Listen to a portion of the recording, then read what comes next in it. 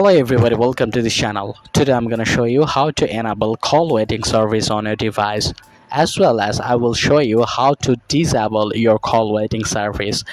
So for that you have to follow my steps very carefully. First of all, you need to go to your dial pad option. Now you have to type *43#. Remember it, *43#.